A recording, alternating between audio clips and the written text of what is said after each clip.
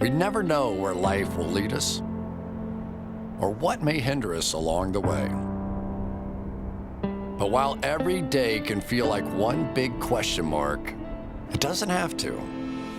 With the right insights, strategies, and solutions from Western and Southern Financial Group, together we can look ahead to leave the unknown behind.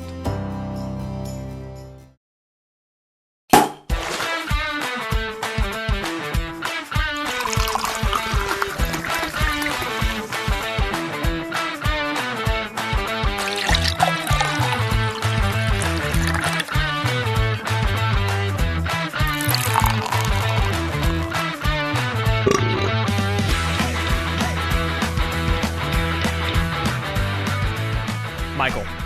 Can I call you Michael? I would prefer Mike, but you can call me Michael. We have a jam-packed show today. We have so much we need to get into. We gotta cover the draft guide. I got a story about my dad's second and third DUIs that are absolute gems. You have a good story about the previous year's draft guide about Yetur Gross-Matos, which is fantastic. It's kind of tragic, but it's kind of tragic. It's not. Yeah, it's more tragic than it's fantastic, but I think it is a good note there. We're gonna recap the championship games and then the Senior Bowl preview, dude. I'm freaking stoked. Let's start with this.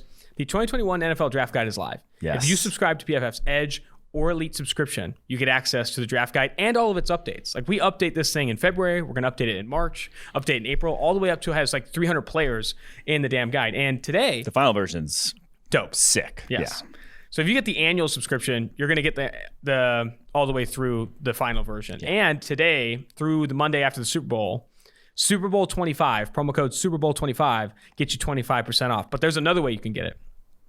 You leave a review in the podcast on Apple Podcasts. Leave a 5-star review and a nice review, and then send me a screenshot of that review or you a screenshot of that review in Twitter DMs. Our DMs are open. I just opened them up. Here come the floodgates. You send me a screenshot of that review, and it has to be after January 25th. Or no, January 25th or after. You send me a screenshot of that review, you enter a chance to win a draft guide. And you know how many I'm giving away? Guess how many? How many? I'm giving 50% of however DMs or however reviews we get. So the more reviews we get, the more draft guides we're giving out. It's a percentage, that's how it works. This is math here. We're math people. Excited about that. Also, how are your DMs not open before this? I don't know. No wonder your dating life's such a mess. Yeah, someday I'll figure it out. All right, give me the Yetur Gross-Matos thing. Okay. So in honor of the draft guide, the very first draft guide that I was in charge of creating, we had a process, which we still do to this day, where you write the backgrounds and I will do the analysis and like player evaluation part and that sort of thing. And so I hadn't read the background of Yetur Gross-Matos when I'm writing my part of it. And tragically, Yetur Gross-Matos' brother got killed by lightning strike. Yeah, it was nuts. He was struck by lightning, died when he was growing up. And I write afterwards, and it's the same paragraph. It goes from your paragraph of background to mine of the analysis. I wrote, Yetur Gross-Matos looks like he's going to be the lightning rod of this draft class. I remember when the editors called that out. It was live. No, I saw it. I saw right. it. That's right. I'm reading through the day we dropped the draft guide, and I'm like, oh my fucking God. That's like, so I bad. cannot. I immediately go to you. I'm like, oh, so we have to change this. Like right now, no stopping. And so if you had the first draft guide and downloaded it the very first day when it first came out, you can go back and look. It's probably still there. I feel awful about it. That was rough. But that was Yetur like, as soon as, that's like one of those nuts. that's like one of those mistakes that like you can get fired for like, because it's such a bad look, but it was a pure mistake. Yeah, pure mistake. Okay, so Yetur Gross-Matos' brother, they were playing catch, I think, at like Little League or something, and he was struck by lightning like next to the dude. Yeah. And then like down the road, his like dad, I think, dies like falling out of a boat and saving him. Like, dude, he's been through a lot, man. It's definitely a tragic story, but that was a big mix up. Draft guide is live. Go get it. PFF.com. Hopefully none of those. Hopefully none of those this year. If you find them, please send them in the DMs. The DMs are open. And then make sure if you want a free draft guide, I'll send you a free draft guide. Send a screenshot of your Apple review to either Mike or me, and I'm giving 50% of those reviews a free draft guide. Now, DUI story. I'm going to run through it because we got to get the championship recap and we got to do Senior Bowl preview. My dad's second DUI. I've talked about my first car. My first car, my dad got me a 65 Mustang. He had it in the family for a while. My grandma previously drove it, but 65 Mustang doesn't have power steering. And if you don't know what not having power steering's like, you can't parallel park it if you're like an old grandma like my grandma was. So she gives it back to my dad. My dad gives it to me as my first car. I'm like 17 or whatever it was. I drive it for like 2 weeks to high school. Freaking baller. It was awesome. Cherry red, 65 Mustang. The thing was sick. My dad asked to borrow it to take to the bar or whatever, and he freaking totals it, like completely totals it, like flips it multiple times coming down the street, right down from our house. Then flees the scene right after. So he flees the scene, he leaves the car just completely wrecked, crawls out. And so I lived on this like monster hill. Like dude was like, if it snowed there in California, you could ski down it. My dad said he was sprinting down this hill, but going so fast that when you sprint downhill, he's rolling down the hill. He said he like rolled multiple times down this hill. Then there's this crawl space under our house, and his drunk ass gets under the house and says he's slept there for like, he doesn't even know. Like he's like, I'm gonna stay here until hopefully this rides out. He wakes up, finds he's in the crawl space, gets out, goes upstairs, like hides away for a little bit.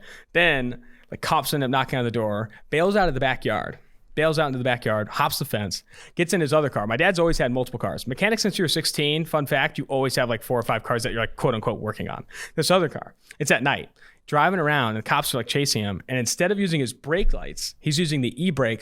Instead of using his brakes, he's using the e-brake, because if you use your brakes, the brake lights come on and he can see you. So he has the lights off and he's just going e-brake everywhere, whipping around these turns. He eventually like loses them, parks, like lays the seat back, and like just like ends up losing them. Then like a week later, like he thinks he's out of it. Like they keep knocking on the door, but he doesn't come up. Apparently he goes on a bender. And he opens the door and it's them, and he's like out of a stump, like a absolute stumper or whatever. He's like, they're like, you've been scaling? He's like, yeah. And he's like, dude, you're under arrest. He's like, oh, fuck. Like that's how he ends up getting caught. It's insane. So that's his second DUI. Doesn't end up going to jail. Just pays a bunch of money. His third DUI. How do you not go to jail at that point? Yeah, it's tough to see. Yeah. But third DUI, and this was a quicker story. He's like, take me down to the liquor store, grab me a 6-pack. So no problem. It's just a different car. I don't remember what freaking car it was. No, I think it was my Pontiac Trans Am. He got me another muscle car after the Mustang. Goes down there, I drive. On the way back, he's like, I got to show you how to drive this thing. And when you're like 17, dude, and your dad, even though he's had a couple, like tells you I got to show you how to drive this thing, it's like down the street. It's hard to be like, no. And my dad's like an intimidating motherfucker. Like it's like, hey, I got to drive this back. I got to show you how to drive this thing. And he like whips like 6 donuts in the parking lot, whips it around the red light, goes into park, and then the cop is like right behind him and just pulls up behind him as he parks. And then he screams at me. He's like, switch seats with me. I was like, dude, are you an idiot? Like they're right behind us. Like see us switch. He's like, just switch seats with me. We like end up like jumping over each other, switching seats. The cop knocks on the door. I'm in the driver's seat. And he's like, hey, man, how's it going? I was like, oh, doing well. He's like, why'd you guys switch seats? Oh, no. So then I'm out. My dad's like pretty belligerent, like answering the questions like an asshole. Like then I'm like, I don't know what to tell you, man. Like, you kind of know what happened here. He's like, yeah, I do. And I was like, okay. So then that's when my dad ended up getting his like third DUI and had to go to jail for a bit. But oh, man. It was crazy. How do you not own a car now? Like, I feel like you would. Cars? So I don't own a car. I ride a bicycle, and now. I've been riding a bicycle in Cincinnati since I moved here in May 2017. Yeah. The biggest reason for that was to pay off student loan debt, because cars are money pits, man. Yeah. Gas, insurance, all that stuff. And I paid off student loan debt in about 2.5 years, humble flex. There you go. And I still don't have one because I do think it's a big investment, and I live so close to the office. Like I just haven't swung the bat on one yet. Yeah, it does. Eventually, it does hurt when the ladies find out. No, it does hurt when the ladies find out. Yeah. I have told them like it's in the shop a couple times on a couple first dates just to see how it feels, but it doesn't always end up working out that way. Actually. Or I'll say like I'm very environmentally friendly. I'm trying to reduce my footprint. That's got to be your angle there. I should probably lean on that pretty heavy. But yeah, those are my dad's second and third DUIs. Hasn't had one since. Knock on wood. All right. Let's jump into this championship recap. I know you have some takes on the Bucs-Packers game, so that's where we have to start. Okay. People are upset because you, and I think rightfully so, are mentioning that the Green Bay Packers did not have a good draft, and that in a lot of ways affected their season. Just explain that take to me. Explain what you're saying, what you're thinking. So they did not lose yesterday because of their draft class. They could have won that game. They very easily could have. They were probably, in terms of just like you watch that game, you probably come away thinking the Packers were the better of the two teams. They just looked more competent on both sides of the ball outside of a few massively boneheaded plays. But a wide receiver that could get off press coverage could have swung that game in their favor. Allen Lazard had 2 very crucial plays. The one interception where he couldn't get off Sean Murphy-Bunting that maybe was a hold, maybe wasn't, whatever. It's the postseason. And the other one that, crosser over the middle where he was just stuck on Sean Murphy-Bunting again. If you have a guy that wins those 2 routes, that game could go very differently. If you have a guy that doesn't drop the ball in the end zone like Equanimeous St. Brown, you go for that 4th down at the end because it puts you ahead. You don't go for a field goal. If you draft a cornerback in the second round instead of a running back, you don't have Kevin King there. If you have Cameron Dantzler there, you probably have a better chance of not having the worst cornerback performance I've seen in maybe postseason history in Kevin King. Like 31.1 PFF grade. And I'm not saying like everyone can point to, oh, would you have done that pre-draft? Would you have, like what position, whatever. Like I'm not saying one guy, revisionist history, one guy wasn't going to be necessarily a difference maker. But when you had that draft class, you pigeonholed yourself into no guy being a difference maker. Like you said, no one in this draft class will make a difference year one when you draft a backup at quarterback, a backup at running back, and a fullback. You basically say we're not going to have our rookie class make any impact. And I've always said, like, don't rely on your rookie class to make an impact. But you should at least have them have the opportunity. They should at least have a path to the football field to make an impact if you're drafting them in the first, second, or third round, day one or day two. Those picks should have a path to see the football field, or else. At least some of them should. And especially when you're a team that lost in the NFC Championship game a year ago, where you were that close, where you thought you had a chance to win a Super Bowl. Because one guy could have been the difference between winning and losing that game yesterday for them. Yeah, I mean, I think to sum up kind of what you said, I think what most resonates with me from what you said, they didn't lose that game because they had a bad draft. However, I think that last comment, they pigeonholed themselves with that draft by drafting 3 consecutive backups in the top 3 rounds by not having a rookie in that game to make a positive impact. I think that's obviously a concern. And you just look at their past 2 drafts. They had 7 picks inside the first 3 rounds. 2 of them ended up being starters. Obviously, Rashawn Gary also played some, not as a starter in this one. And you have guys, you drafted a running back and a fullback and a tight end, and none of them even started yesterday in top 3 round picks. Like the 3 least valuable positions maybe in the NFL, and none of them even made an impact. If you take a shot at all 3 of those guys at cornerback in the last 2 years, at wide receiver in the last 2 years, and that's why we say here early in the draft, take the valuable positions, because it's a lottery. They're all lottery tickets, but those lottery tickets could pay off a lot more. And I also have kind of a take about the franchise quarterback, drafting the quarterback of the future, and what they did with Jordan Love, and the fact that I don't think that's a viable strategy in the NFL anymore. I wrote an article today that's on PFF.com saying you don't have to settle for the bad quarterback. You don't have to settle for the guys that have been passed over by everyone else anymore, because quarterback talent is becoming readily available. There's more quarterback talent in the NFL today than ever before.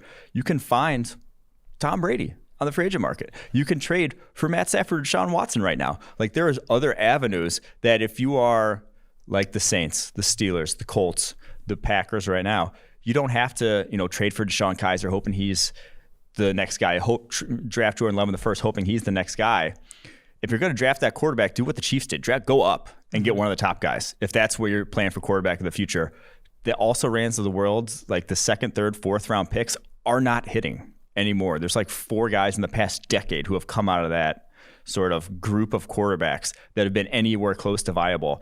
That's just not a strategy that's going to be long-term sound. You can find quarterbacks nowadays. We can talk about this game and the games overall for like a whole podcast, but there's only one comment I wanted you to kind of touch on is what's your take on what Aaron Rodgers said after the game? Do you think that they're going to be looking I think it was just purely overblown by media types wanting to get a storyline. He was upset and sad that they lost, and that they exactly my thought right here, that they could have won that game, and that if they had done more to win this season, they probably would have won that game. So I think he's in the same boat. He's going to beat their quarterback next year. It would be if he wants to force a trade, I don't blame him after you just ruined one of his years, basically, that he could have easily won a championship.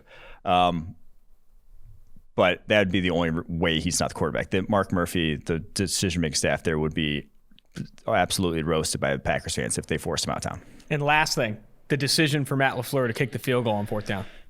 I think that's a little overblown. I think that was definitely the wrong decision.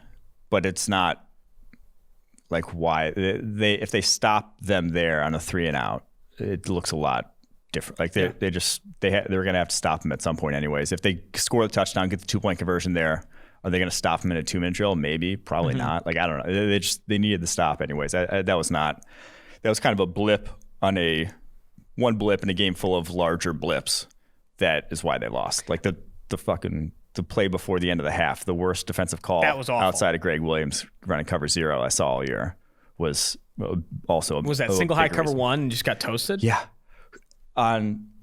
When literally, and it wasn't even like outside leverage. They were like, it wasn't even guarding the sidelines. There was no rhyme or reason to a call like that. They had a robber in the middle of the field. Why do you have a robber in the middle of the field? That was a panic call, right? Like, I mean, like you just weren't prepared for the exactly. situation. Like he literally just oblivious of the situation. To have a safety in the middle of the field, he doesn't need to be there. Yeah. You let a guy catch a ball there 10 times out of 10. Oh, I have a take on, the Jadon Mickens, he gets that ball and he slides before the 2 seconds left. Yeah. Obviously, at face value, when I saw it, I was like, are you an idiot? Like, that might have been the dumbest thing I've ever seen. But maybe this is big brain. But like with 2 seconds left on first down, it gives you the option, no matter what, the clock's going to stop. We can throw the football. And if it's incomplete, it was going to stop anyway. But they throw the football on first down, they gain 9 yards. And then obviously you have the offsides that kind of pushes it forward. But like, what do you think of that? That's your galaxy branding yourself, because you could do that anyways. After the 2-minute warning, there's nothing stopping you from passing. But I'm saying if it's incomplete, you're stopping the clock. If it's incomplete on first down with 2 seconds left, it's not you stopping the clock. It was going to stop anyway. Okay, but you get what I'm saying? Think about it. There's 5 seconds less because it would be after the 2-minute warning. Yeah. So it'd be like 1:55. Clock would be stopped. They'd have 3 timeouts. You complete that pass, though, on first down, Packers still have to use a timeout. Mm-hmm. That pass is incomplete. They still have 3 timeouts, which is what they'd have after the 2-minute warning also. It's true. Maybe it's Galaxy brand. So it was very Galaxy brand. That was as boneheaded a decision as anything else that was made in that game. I was just trying to help Jadon Mickens. Because I was definitely at He was face definitely value. told to do it. Like, there's no... Someone there was... Maybe it wasn't Mickens' fault then. Special teams coach shit the bed. Someone there was. All right, let's jump off of that game. We could obviously preview the Bucs going to the Super Bowl. Tom Brady in his 10th, but I think we'll do that a little bit closer to the Super Bowl. This game's going to get overanalyzed to the point where we're talking about Tom Brady's kids. Let's not get into that, actually. But when we have Bills-Chiefs here, this game I thought was very interesting. I think the conversation starts with Josh Allen. One of the worst games we saw from him this season. I think he earned a sub 60.0 PFF grade. Really took some really bad sacks in this game. Was trying to do too much, trying to play hero ball in some of this. That I think was concerning. I know a couple weeks ago, and I hope your opinion hasn't changed significantly. But a couple weeks ago, you said they should be sprinting to sign him to that $40+ million contract before it gets too big. Mm-hmm. Even after this game, were you still feeling really confident in Josh Allen as the starter? Yeah, I think so. He did turn back into a pumpkin a little bit, but like the level, like the accuracy, it's all still there. Mm-hmm. I think it was just a bad game, and a really good credit to the Chiefs' defensive game plan that they had for him to go up and just challenge the receiver. So, they played a ton of press, dude. Charvarius Ward and L'Jarius Sneed were up there rocking. Yeah, they really just threw the timing off. It was really, and then they gave up a boatload of points. Like the Chiefs' offense is just a juggernaut. You're not going to stop. Dude, Tyreek Hill versus Taron Johnson was popcorn level. And that's another thing I wanted to bring up is watching those 4 teams yesterday, looking at those wide receiving cores and the wide receiver talent that was in those games. When you have Tyreek Hill, Stephon Diggs, Devontae Adams, probably the 3 best receivers in the NFL this season. Add in Travis Kelce, and that's not even. They may even have had the best receiving cores. The Bucs may have the best receiving core of any team in the NFL when you look at Mike Evans, Chris Godwin. If you are someone like the Giants, who we've said needs a wide receiver, or someone like who's been like, oh no, we're fine at wide receiver. Look at that game. That's what you need to be at wide receiver if you're going to compete with those teams. If you don't have that level of talent at wide receiver, you're not going to operate at that level of offensive efficiency, because you're just not going to be able to. Teams are going to come up and check your wide receivers, and if they can't get open consistently, it just screws your quarterback. Your quarterback's going to look worse when he's going to his first read, and his first read is completely blanket him.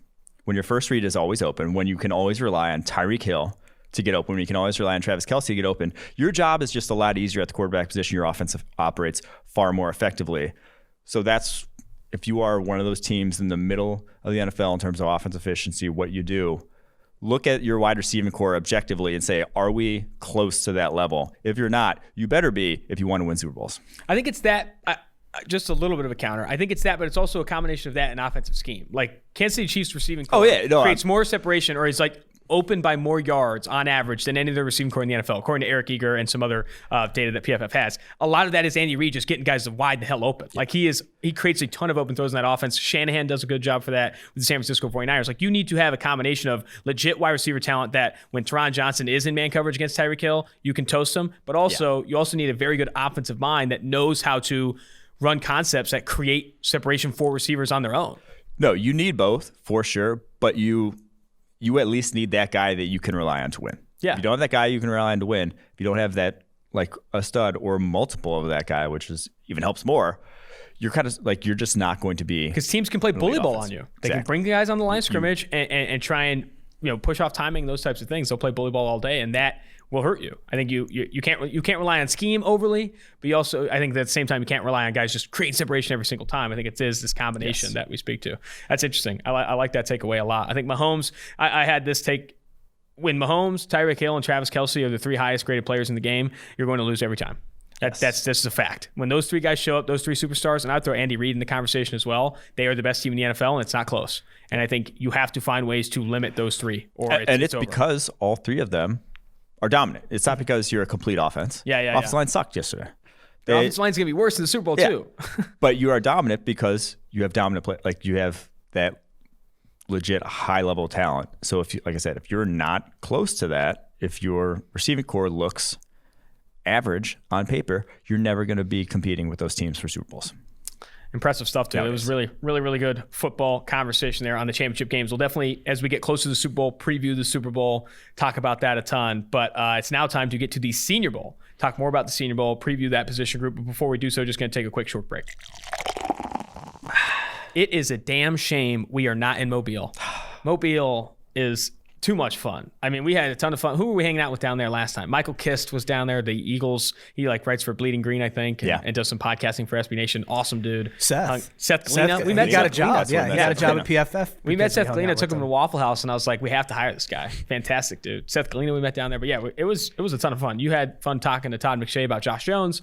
Some good things happening. Unfortunately, stuck in Cincinnati, avoiding COVID, which I think is good, but also avoiding a lot of the fun down there. I already got it though, Stop with that, please. I don't want to get in this conversation with you. All right, let's start with the defensive backs. What I'm going to do is read a lot of the notables, and most of these guys, if not all of these guys, are in PFF's top 200 right now. PFF's top 200 in the draft class. I'm going to read these names, and then let's just have a conversation about some of these guys you're excited to watch. We're not going to read off Ian Book. Yeah. Not Ian. I'm not reading off Ian Book. Although we kind of just did by saying that, but yeah. Still. Defensive backs: James Wiggins, Divine Diablo. Gotta say the school. I gotta say the school. Yeah. This is just ridiculous. Let me get to the school list here. You don't know all the schools? Come on. James Wiggins, Cincinnati. Yeah, James Wiggins, Cincinnati. alum. Divine Diablo of Virginia Tech. Tyre Gillespie of Missouri. We have Richard LeCounte of Georgia. Hamza Nasruddin of Florida State. Richie Grant of UCF. Elijah Molden, Washington. Thomas Graham of Oregon. Trey Brown of Oklahoma, I want to say. Yep. Trey Brown of Oklahoma. Ambry Thomas of Michigan. Aaron Robinson, UCF, Robert Rochelle, Central Arkansas, Cameron Bynum of Cal, Rodarius Williams of, I'm losing the name off the top of my head. Huh? Oklahoma State, Greedy Williams, State, brother. that's right. And then Ifeatu Melifonwu of Syracuse. I want to start. Rodarius Williams is Greedy Williams' older brother. I know. That's wild. He's from the recruiting class of 2015 or something. Yeah. I wrote his background. It's he's an older dude. Where I want to start the conversation, who's the best cornerback here? Ooh, I like that conversation. I'm going to go, man, it is either, if we're going actual pure cornerbacks. In one-on-ones. Who's going to be the best cornerback in one-on-ones in Mobile? I will say Ifeatu Melifonwu. Yeah. But him Ifeatu. or Ifeatu. God damn it, every time. Ifeatu or Melifonwu I was thinking my pick. I thought you were going to Or Aaron Robinson of UCF. They're both very, very good. They are probably my opinion day two guys. Now, Aaron Robinson was just in DJ's mock in the first round, which is wild to me. He played mostly slot there over his career, but he's probably going to be like an outside corner in the NFL is what he looks like. Talented dude. But I think Ifeatu has this sort of traits that in the one-on-ones will look good. Like he's just a freak. And if someone can just make him press a little bit there, some little physicality, which, hey, I don't know if you can. I don't know if you can get the dog in him. Can take it out of guys, but can't put it in them. But man, that's whole Syracuse secondary, just an all-time athletic secondary that was awful on the actual football field. I don't know who their coaching staff is. I hope they're not listening, but you should have done better than what you did. So if you have the 2021 NFL Draft Guide, you can know that Aaron Robertson was like well-coveted recruit coming out of Deerfield Beach High School, which if you don't know Deerfield Beach High School, it's one of the powerhouses in Florida that has a ton of talent every single year. 20 scholarship offers as a 3-star, 6'1", 193. Originally committed to Florida, then was an Alabama commit. And then obviously after that ended up transferring after a true freshman season where he played in all 13 games, transferred to UCF the following season. So this guy's had offers coming out and like legitimately was coveted for his athletic ability. I think he's going to be a really interesting player to see in Mobile in the one-on-ones. I thought it was going to be a conversation between Elijah Molden and Ifeatu Melifonwu. See, Molden's pure slot though. I think he ends up at safety in the league. Okay, is where I think Elijah Molden will. If in terms of the safeties there, I think he holds up the best in the one-on-ones for sure. I think, Elijah Molden's awesome. And I think he played really well in the slot under Jimmy Lake at Washington over the past 2 seasons. Like his past 2 seasons of production is very good. I like Molden in that group. I think Ifeatu Melifonwu is one of my favorites. Cameron Bynum of Cal has graded really well. Interested to watch him. And then let's talk safeties. Richard LeCount, and I don't know if that's how you pronounce it. LeCount. And then Hamza Nasruddin. And then let's bring Richie Grant into the conversation as well. Of those 3, who are you most looking forward to watching here? I think Hamza Nasruddin. He played a really diverse role for Florida State. I remember watching his sophomore tape when they would like use him at a cornerback in the goal line. They had him pressing T. Higgins there on the outside. He's a really athletic guy, but we really haven't seen him like at 6'4", 225. Is he going to play safety in today's NFL, or is he a linebacker? Like he played safety at Florida State, but they'd also play him in the box. So I'm interested to see just where he lines up there, how he does in the one-on-ones. But I think Richie Grant might be the best, like pure safety. His tape's the best. Yeah, I would say pure safety of this entire group. I just think he's a really solid player. Now he's not a freak athlete, not going to win any beauty contests per se. Same. But he's good, just like you. Last guy I'll bring up is James Wiggins, who is a 3-time Bruce Feldman's Freaks List member. He was on it for 3 years in a row. You've brought this up, and I can't get it out of my head, and it's why I'm lower on Wiggins. He's stiff as hell. Like you see him in the slot, and there's times where he needs to change direction laterally, and you have concerns. But from a pure explosiveness and strength standpoint, this guy is a monster. Like I loved watching him at Cincinnati, and like it was so unfortunate when he did suffer a season-ending injury. I believe, if not this year, last year. Like he was really impressive when he did play. I do think that there is a role for this kid in the NFL. Like special teams is his floor, and I'm just going to find a way to get him on the football field because the dude's an absolute gamer as well. Like he had, I think, 3 or 4 game-winning like picks in his like best season at Cincinnati. Like I don't know, I'm really impressed with Wiggins. The stiffness can't get out of my head when you turn on the tape, but I do think I'm really excited to see him in Mobile. Personifies that fickle defense, just that hard nose. Yes, it does. It does. It kind of reminds me of a kind of Jonathan Abram. I don't think he's as fast as Abram was coming out, so he probably won't get drafted like nearly as high, but like similar type of player. Let's play him in the block. Let's play him in the box and like a Gus Bradley scheme. Yeah, where he's just going to attack downhill so hard. And now Jonathan Abram, you never coach that out of him. He could never stop going downhill. Like he'll just start running downhill at nothing sometimes, like chasing the quarterback from single high. But it's like my dad running downhill after the DUI. Yeah, but I think Wiggins, that's a similar type of player. Like if you're Dan Campbell and you're like, I need a tone setter. I need a guy to eat some kneecaps. You're drafting, If the kneecaps in the other team are just like primed and haven't been eaten yet, James Wiggins will eat some kneecaps. We haven't had a podcast since the Dan Campbell thing kind of broke Twitter. And then when the Matthew Stafford, where he's now being like on the market. Can we talk a little bit about the Lions just for a second? Okay. Dan Campbell, the kneecap eating thing was hilarious. And I am of the opinion that I'm still not going to judge him as a coach. Like I still don't know like what he brings to the table. If anything, a player's coach, a motivator, a guy that's going to get buy-in it seems early. Like Pete Carroll-esque Mike situation Singletary-esque. where like this isn't you're getting or even like at the college level, Coach O. But Coach O doesn't scheme anything. He is a recruiter and a monster and a tone setter. Yes. Like he's like he sets the vibe. He's a big vibe guy.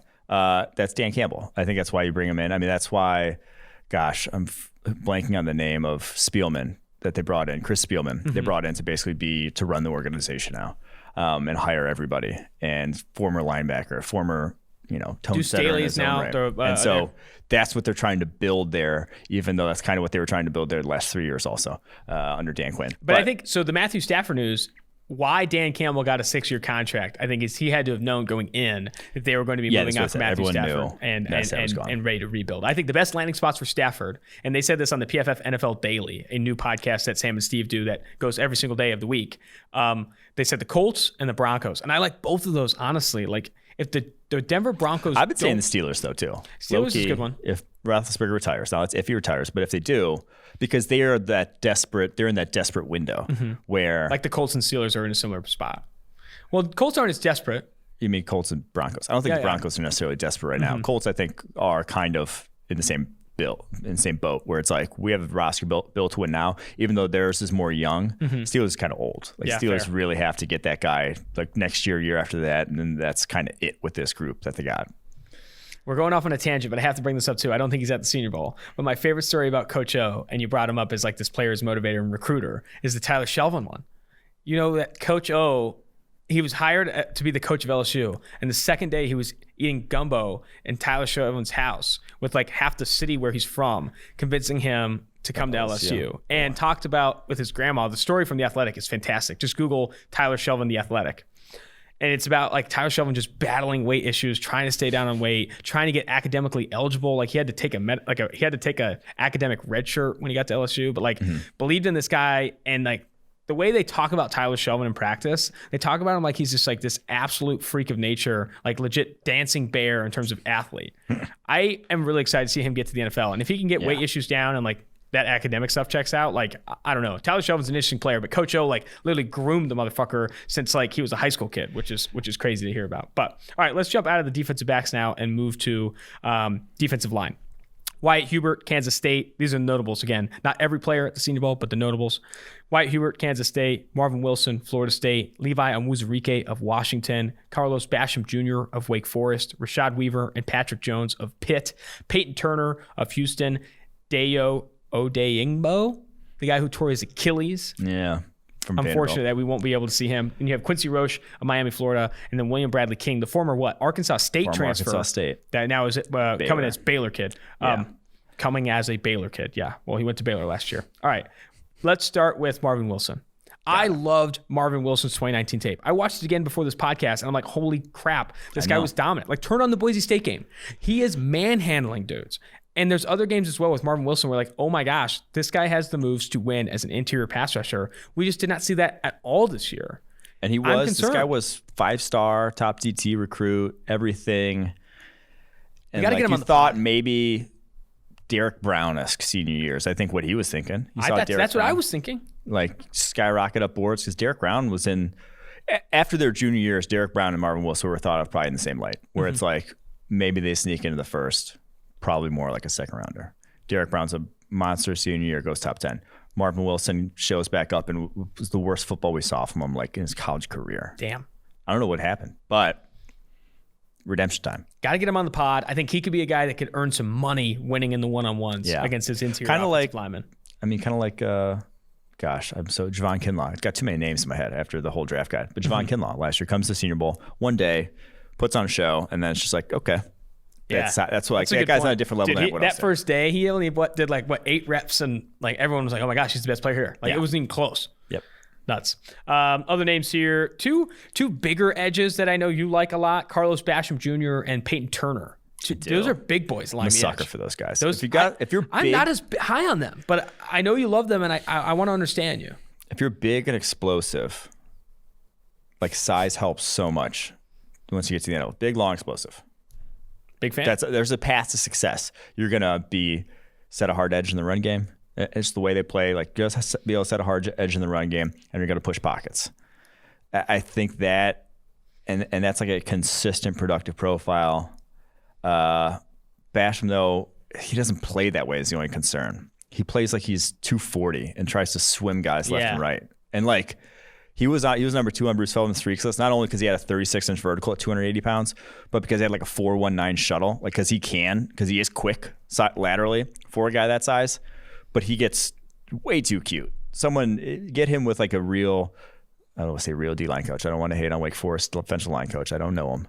But if he gets in, someone in the NFL gets in his ear and says, hey, you're not a dancing You're not bear. Von Miller. Exactly. You're like, stop doing inside moves. Stop trying to like dip to the outside. Just go through a mother effer's chest, so to Love speak. it. Get him Dan Campbell. Dan Campbell will tell him that. Yeah. I bet you he will. And Peyton Turner, only 4 games this year at Houston, but he was like just one of those tapes where he didn't belong in the same field. Like he was just at a different level than everyone else. You can't really learn too much for it. So he has a chance to make himself a lot of money. The one guy I really want to see, I want to see Odeyingbo too, but Levi Muzurike, Washington defensive tackle, opted out this past year. Is probably the most athletic defensive tackle in this. Him or Ellen McNeil, probably the most athletic in terms of just like pure explosiveness, what they bring to the table in that regard. Never really consistent on tape. He'll have reps though that are insane if you go back and watch them, but yeah, it's just very inconsistent. Yep. And that's why he came back this year. But he needs to say, hey, I have some like real pass rushing moves, because that was never the case before. Yeah, I think he's another guy that can make some money. I'm excited to watch Rashad Weaver a bit. I think he wins with his hands a ton at Pitt. I want to see if that can translate against some better offensive tackles at the Senior Bowl. I think Quincy Roche, I can't get that freaking Quincy Roche, I can't get that Rashawn Slater game out of my head. Slater? Was it Slater? Am I thinking of the right guy? Darisaw. Sorry. I can't get the Darisaw game out of my head where he just looked obsolete. That's what we worry about when it's like a guy has. And who is the guy who recently got hired? A GM, I think, said this on the records, like, watch the tape against guys that are actually going to play in the NFL. Nick Caserio. Yeah. Yeah. I think you saw Quincy Roche go against Darisaw, and I was like, oh, buddy, I don't like this. I don't know why you're like literally like nullified in this game. Yeah. Hard to watch. Him and William Bradley King, the two best in terms of how they rush the passer, like pass rushing moves, skill set, toolbox. They are just not the athletes, and they're undersized. It's just like it's a damn shame. All right, so we didn't talk about this at the top, but linebacker is not a position where if you go to the Senior Bowl, you're looking for like this is going to be like a separating week for them. Like linebacker, running back, you're not coming away you don't do anything. You don't do a ton of things. And like the linebacker drills they run, like specifically the ones in coverage where you're going against like running backs on Texas routes and stuff, like are just built for you to lose. Like if you look good in those drills, like it's rare. And I think Kyle Duggar is a name that comes to mind. Like, oh man, he's playing these drills and like actually looks pretty good. Same with I don't remember his name now. The other Utah guy, not Jalen Johnson. The slot Terrell Burgess. He also looked very good in those. But like 9 times out of 10, you look a lot like the Cal linebacker that what's his name, dude? The guy, Evan Weaver, where you just look like you're feet in the mud and nothing's going to work out. But here are the linebackers that are notable that will be there. Charles Snowden of Virginia. We have Hamilcar Rashed. I think there are 3 Ohio State guys there. Of Oregon State. But he's of Oregon State. But yeah, sorry. Yeah. Hamilcar Rashed. And then Baron Browning of Ohio State. Chad Surratt of UNC. Jabril Cox of LSU, formerly North Dakota State. Monty Rice of Georgia. KJ Britt of Auburn. And then Jordan Smith, the UAB edge, is listed at linebacker on the Senior Bowl roster. He's also in the mix here. Let's start the conversation with him. What's your opinion of Jordan Smith? So Jordan Smith is, he said he played edge.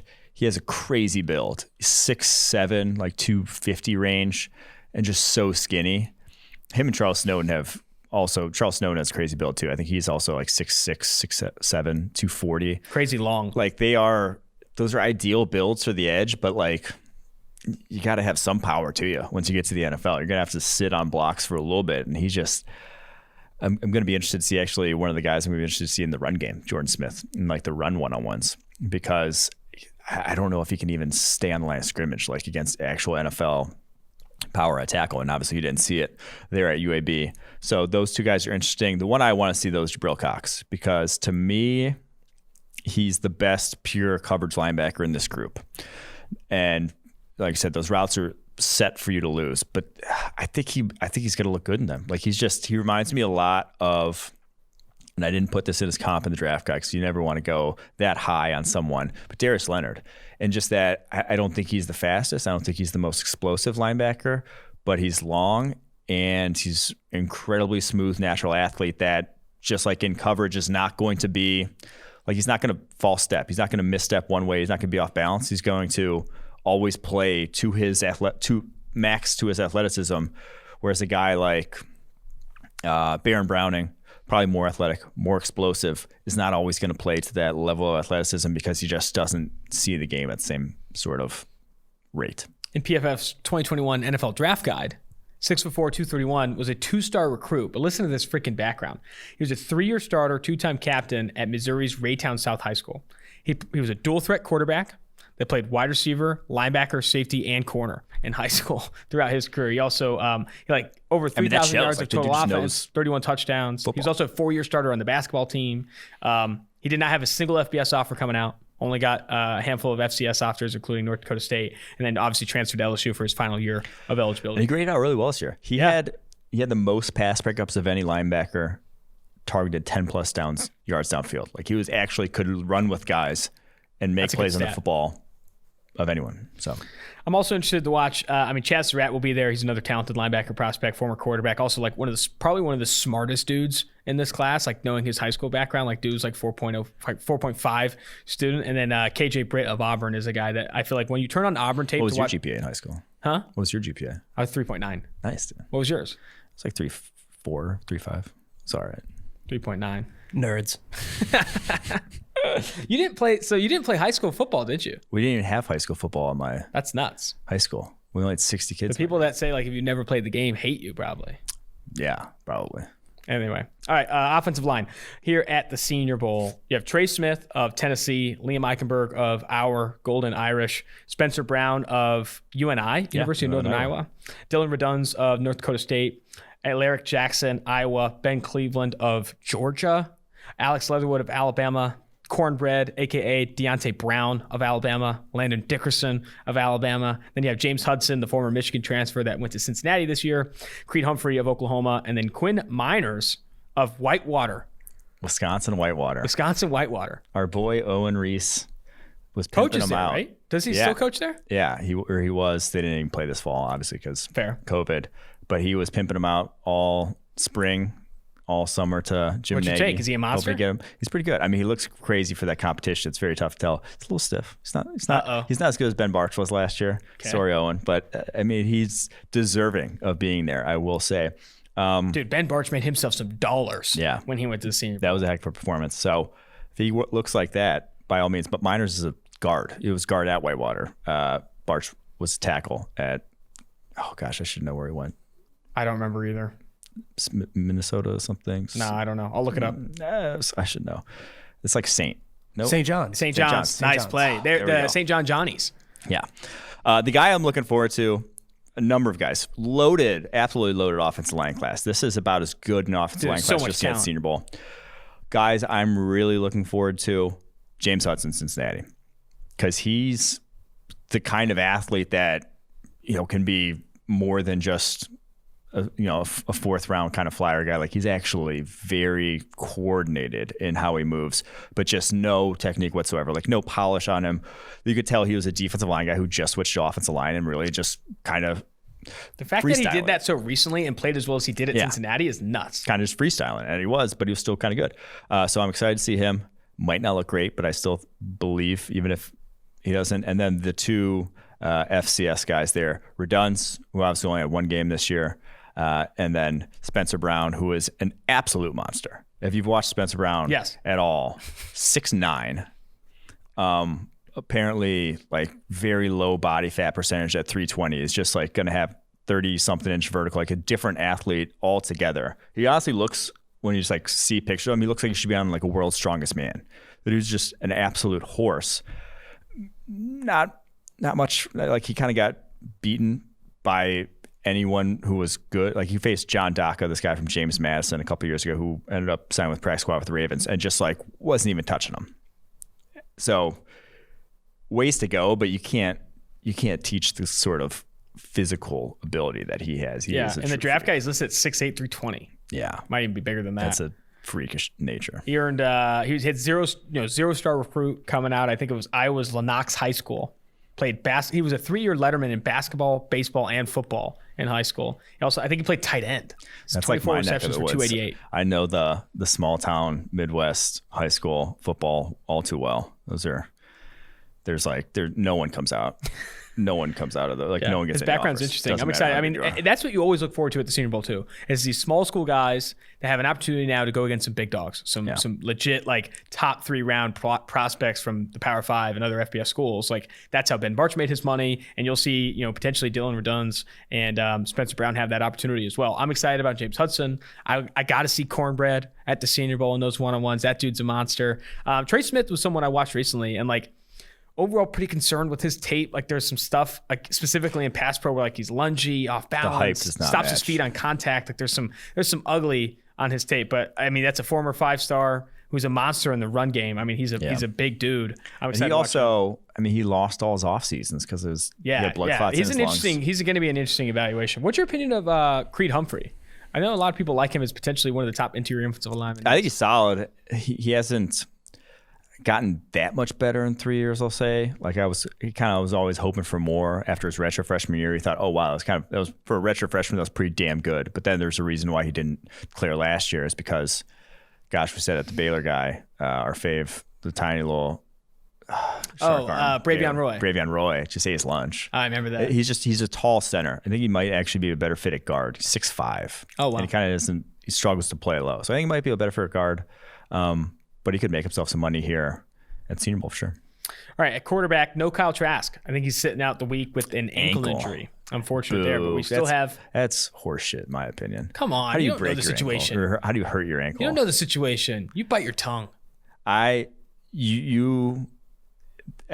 I just said is probably what every scout in America is saying right now. Loser. Because unless you actually broke your ankle, you go there and you compete. Wow. You compete. Okay, Dan Campbell.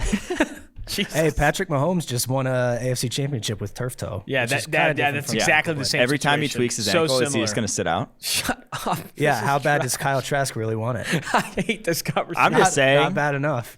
His stock is not first-round stock right now for a lot of teams. Oh, this doesn't help him, but I don't think it's necessarily him like bowing out.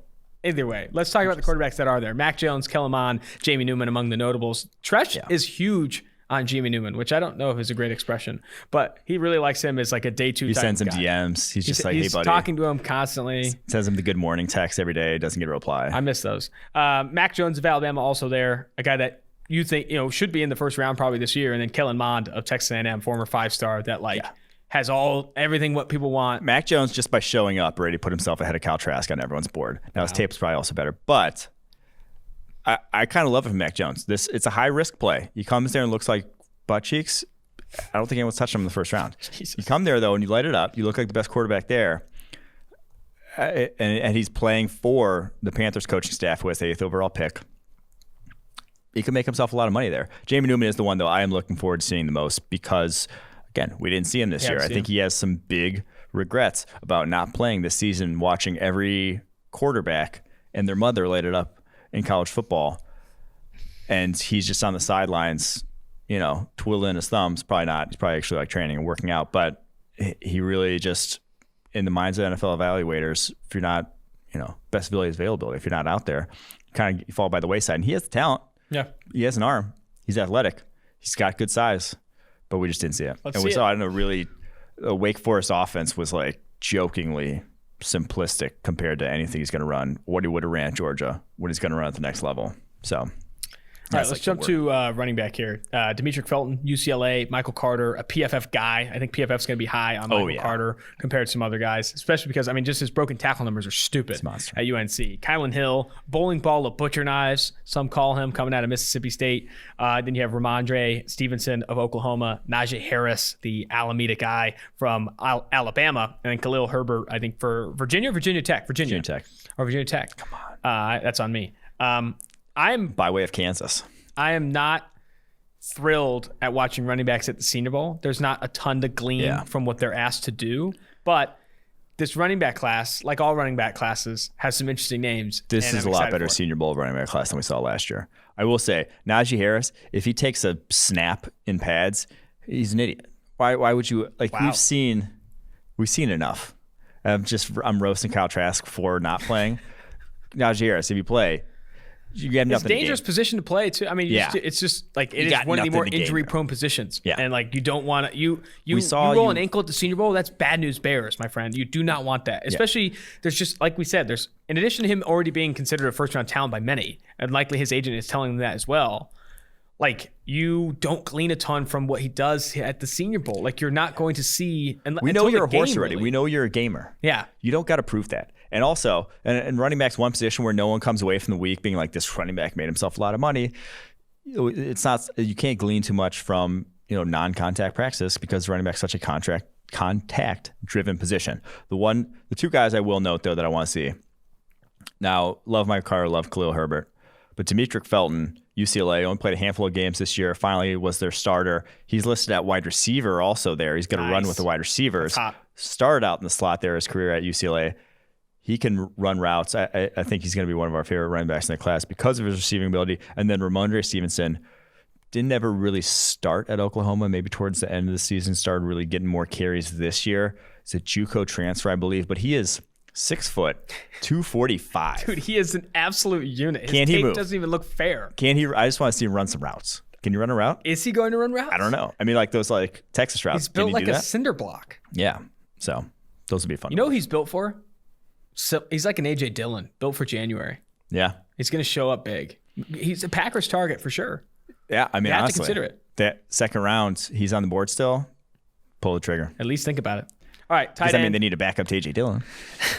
Tight end here, you have Hunter Long of Boston College and then Kenny Yeboah of Ole Miss. Hunter Long, we've said this before, contested catch monster at Boston College. This guy owns receiver or corners and defensive players at the catch point. And then Kenny Yeboah is an interesting one that is probably the better pass catching tight end and maybe one of the better tight ends in this group for the Senior Bowl. Yeah, he's just. I wouldn't be surprised if like Yeboah doesn't even go drafted though. Like you gotta be able to block in today's NFL, and if you don't, you better be dynamic. And I don't think he's necessarily either. He's kind of in that gray area for a lot of teams, which is it's a tough tight end group at the Senior Bowl. Hunter Long's kind of just like solid. It's just like okay across the board. Like exactly what you need at tight end. Yeah, like again, like you can do worse, and you can also do better. Like he's not a needle mover, but he's also not gonna be a liability if you're throwing him red zone targets. So that was sarcasm, by the way. That's how I feel. I think if you need to try and attack the high end at the tight end position. Like, I mean, you see these offenses with like a Darren Waller, George Kittle, Travis Kelce type. Like it can be a legitimate difference maker for your team. Like, I think you should be chasing ceilings at tight end, trying to find a guy that can legitimately run from the slot, run from out wide and be that monster. And again, if you're running a 4.7, 5.40, you're not going to be that guy. Sorry. That's just the God's honest truth. You're not wrong. All right, last position group here, and then we wanted to touch on some guys that we wish could be there at the Senior Bowl. But here's the wide receivers: it's Dwayne Eskridge of Western Michigan, Tylan Wallace, Oklahoma State, Nico Collins of Michigan, Kadarius Toney of Florida, Amari Rogers of Clemson, Devontae Smith of Alabama, though he won't be participating due to the hand injury in the championship game. Then you have Cornell Powell of Clemson, and then Sage Surratt, the big man out of Wake Forest. That dude's huge. Strongest of all these guys, I think my favorite is obviously Devontae Smith, but like I'm saying, he's not playing. He's not going to be playing this week. But I think my favorite's between Kadarius Toney and Tylan Wallace. I like both those guys a lot. Yeah, I really want to see Kadarius Toney just like run some different stuff, because when you saw him run like somewhat normal routes, they didn't look great. No. He can run like very creative, like a whip route that's just like out of this world. But when he runs like a hitch, it's just like that's not a good hitch. His best game, I think, from a usage standpoint, was the Tennessee game. He ran some routes out of the backfield, a lot of screens behind the line of scrimmage, and some option routes underneath. Like that, I think that's who he is. Like, yeah, that's who you want. And I was having this conversation with you and Steve before the podcast, but like Kadarius Toney is like first round ability. Like his like athleticism, dynamism is like rare enough to where like you find that in the second round, that's nuts. But I also think he's not going to be a first rounder for every offense, because like depending on what you do with your slot receiver and what you want in a slot receiver, like Kadarius Toney is not everyone's cup of tea. Like, because I don't think his ball skills are like fantastic. He sucked at the catch point this year through contact. And like you said, not like an elite route runner by any means. Like if you're looking for a Cole Beasley, Hunter Renfrow type that like catches everything, third and Renfrow style, I don't think that's him. If you're looking for a guy that's like a difference maker on schemed targets and schemed releases that can like legit juke people out of their shoes before and after the catch, I think that's where you're going with Kadarius His comp Toney. in the draft guide was a bigger Dante Hall. Wow. that's kind of who he is. He's just like he can do things with his body that no one else can, but he's also not really a wide receiver at this point. Yeah. So I'm excited to see like how he does when he actually has to just kind of within structure run a certain route in a certain way. So him, Dwayne Eskridge, Western Michigan guy, very excited to see him. Legit 4.3 guy, 5'9", draft guide nugget for you. Over half his yards came on slants, goes, and posts Oh, wow. in his career. That's insane. Speed. Yeah, the guy can fly, but like we really haven't seen him do wide receiver things besides straight line speed. So excited to see what he does. Yeah. And then after that, someone I'm like super excited for. Tylan Wallace, I think we'll put on a show. I think he's going to be one of those guys that Tylan Wallace versus Press will be nice to watch. Yeah, in the one-on-ones, he'll have some good times. I mean, Kadarius Toney is going to make someone look like an idiot for sure in the one-on-ones. He has that ability in him. Sage Surratt is one that will be... Yeah, we didn't see him this year. Yeah. So big, but like I think we know who he is the thing with Surratt. Like he's a very well-defined guy. He will beat you with physicality. He will not really ever run past you. Yep. Which is like, I think he's honestly more going to be like a slot receiver. Like he would be good. You know where he'd be good? Baltimore. He'd be a good receiver at Baltimore. Big catch radius, physical guy over the middle of the field.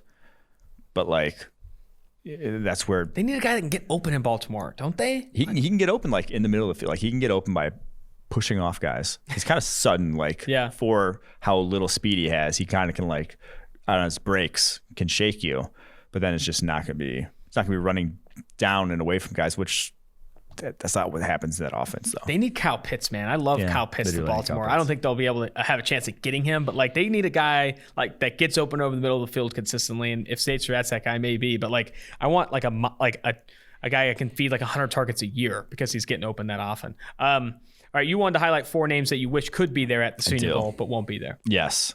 One guy I cannot believe is not there is Stanford's Walker Little. Like he had to have gotten an invite.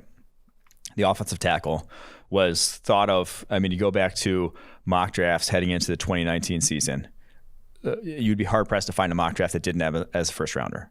So that would be for the 2020 draft because that was his junior year. Plays one game, knee injury, gets hurt. It wasn't even like an ACL though. I can't remember exactly what it was. Hurt, out for the year, misses 2019. Back this year, opts out of the 2020 season. So we've seen him one game in the last 2 seasons. So like, no one in the NFL even knows what this guy can do against like pass rushers at this point because his last you saw was his sophomore tape and it was like all right, but it wasn't. People were rejecting his first rounder because of physical tools, not because like of 19 on-field then, performance. too. Yes. So it is crazy to me that he won't go there and compete. He's working with your boy Paul Alexander. He's working with Paul Alexander, yeah. So him, Tevin Jenkins, the Oklahoma State offensive tackle, not as surprised that he opts out. He's probably a pretty safe first rounder at this point with his skill set, but I just would have loved to see him there because he's a horse. That guy has some awesome blocks on tape. Some against Joseph Asai of Texas, so he threw him around. Jalen Phillips from Miami, selfishly just want to see him play, but probably for the best for him. He doesn't need any unnecessary contact in his life anymore. After I all need the to have a concussions conversation he's about Jalen Phillips. I tweeted this and I stand by it. I think he could be the most like if like it's say like we look at this draft from 4 years from now, the most productive edge defender in this class He's awesome. because he's that good. He's Former got, like, 5-star coming out of California. It all. He has the length, You know? the athleticism, everything. The problem with Jalen Phillips, and people were replying to my tweet with this, and I obviously knew this. He has 3 concussions, and when he got his 3rd concussion at UCLA. And it was like one game in a car accident too. Yes, yeah. It wasn't, or he got hit by a car, whatever it was. Something like that. That like is not probably your normal run-of-the-mill concussion. He had 3 concussions. His 3rd concussion, the UCLA medical staff said, hey, you should probably stop playing football. And he did. And he stopped for, I think, 18 months. Dropped from like 250 to 210, pursued a music career, like got like a certificate in audio engineering. Like the guy went all in on like not being a football player. But then got calls and then obviously ended up going to Miami, Florida, and like was very productive this year. He ranked, of all the seasons we've looked at along the edge as pass rushers, true pass rush win rate when RPOs, play action, screens are removed, he ranks top 10. Like he was good this year. Yeah. The concern is, and it's not medical concerns, it's not ability. It's like, what happens if he gets another concussion? You're taking that risk. And I think Steve made this comparison. It's like the Maurice Hurst thing. Like Maurice Hurst, for a huge reason why he fell down boards was that the heart issue. But it's not something where, he's going to be consistently hurt. It's like, oh no, it's just like if this flares up, it's over. You just wasted a Yeah, exactly. pick. And That that's sounds why I like think bad say, the but Jalen yeah. Phillips conversation is interesting. I'm trying to get him on the podcast. I'm working on that. There's a handful of other guys I'm trying to get on the podcast as well with like these there's some guys where you just have to talk to them. Like what, there's some things where there's off-field stuff or whatever that I think it's interesting to get these guys on. Tay Gowan, last guy. UCF cornerback, Tay Gowan, another opt-out. Now, he didn't even get a Senior Bowl invite. Isn't and he's that guy out there. a monster? He's huge. He's out on Twitter complaining, saying, give me the invite, whatever, just give me a chance. Didn't play this past season, 6'2", 185. He's gonna run the 4.3s now at like his pro day or whatever. And there's gonna be a lot of 4.3s this year because it's gonna be a lot of, it's gonna be a lot of Cameron Dancer 4.3s, but he's a legit 4.3 guy. No one ran. He was running toe-to-toe with Semi Fehoko, who was the Stanford guy who also ran the 4.3s. Legitimately fast, legitimately long, did not lose. Like a lot last year on his tape, 2019 on his tape at UCF. playing a ton of outside too. And playing press man on the outside in that system. Obviously, the talent competition level not the greatest, but the guy's got something. And I'm not surprised that he didn't get a Senior Bowl invite. No one's going to complain too much if you don't invite the group of 5 guy who didn't play this past year. He's not really on a lot of radars, but to me, he's a lot better prospect than a lot of the quarterbacks that are there. 2-star recruit coming out. I think his only offer was Miami of Ohio. I think he played there for 3 games and then ended up going the JUCO route, and then obviously went to UCF after that. 6'2", 185 listed in the draft guide. He's long, he's tall.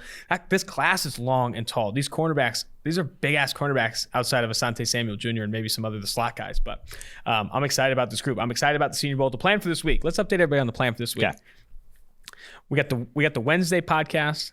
We want to look at Dane Brugler's latest big board. Just some reactions to that. Steve Palazzolo, friend of the pod. Steve Palazzolo came out with a mock draft today that I want to touch on. And then Daniel Jeremiah had quite the mock draft. Aaron Robinson was in the first round. Joe Tryon was in the first round. Tutu fucking Atwell. Tutu Atwell over Rondale Moore round. in the first round. So let's have a conversation about that on Wednesday. So I want to do those 3 things. Then obviously by Wednesday, we'll have reviewed the Tuesday film. We get sent the film from the Senior Bowl. We're going to review the film and then look at Tuesday practice and have some highlights from the Senior Bowl and talk about winners and losers potentially on the Wednesday episode. Then Thursday, mailbag season. How do you get your mailbag question answered, Mike? You go leave a 5-star review on Apple. Now, we need to have a specific mailbag in the future that's for everyone who doesn't have Apple. That's a good take. I don't know how we set that up, but Twitter at some DMs point, are open. We do feel bad that if you're not in the Apple, what do they call it? The ecosystem? Mm-hmm. I don't know if they call it that. They call it the ecosystem. If you're not in the Apple ecosystem, that you're shunned, but like that helps us to get reviews. That's why it's true. No, Apple helps us in the charting. It's massive. But we have had a ton of questions for this week already. Like we have a ton of reviews. We really appreciate all the feedback. This is awesome. But if you want to get yours in for this week's mailbag, please leave another one because we'd love to see it. That's going to do it though. Until the Wednesday episode, Austin Gayle, Mike Renner, 2-for-1 Drafts.